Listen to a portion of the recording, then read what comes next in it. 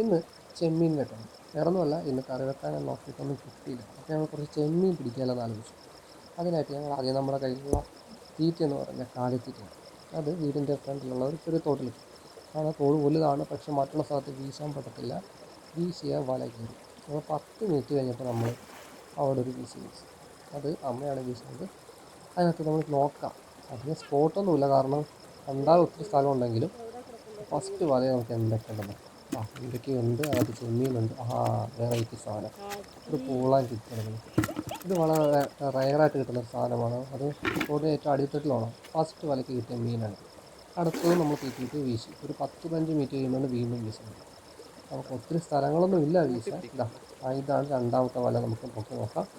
അതിനകത്ത് എന്തൊക്കെയുണ്ടെന്ന് അറിയാമോ? ചെമ്മീൻ തന്നെയാണ് വീണ്ടും കിട്ടുന്നത്. എന്താണെന്നറിയില്ല, അത്യാവശ്യം മോശങ്ങളൊക്കെ ചെമ്മീനുണ്ട്. വലിയ ചെമ്മീൻ മാത്രമേ നിങ്ങൾക്ക് കാണാൻ പറ്റത്തുള്ളൂ, കാരണം മൊബൈലിലെ വെട്ടമാണല്ലോ, റിഫ്ലക്ഷൻ കിട്ടുന്നില്ല.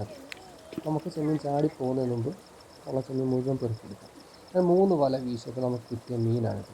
2 സെക്ഷൻ എന്ന് പറയാം. നമ്മൾ ആദ്യം കുറച്ച് ചത്തുപോയ മീനെടുത്ത് നമ്മൾ ഇപ്പോൾ കറി വെക്കാനെടുത്തു. രണ്ടാമത്തെ ഫ്രഷ് മീൻ നമ്മൾ നാളത്തേക്കും വെച്ചു. ഇത് നമ്മൾ കുറച്ച് ചത്ത മീനിൽ കുറച്ച് ചൂടുവെള്ളം കൂടി ഒഴിച്ച് കഴിഞ്ഞാൽ വളരെ സിമ്പിളായിട്ട് നമുക്ക് ചെമ്മീൻ കിളിയെടുക്കാൻ പറ്റും.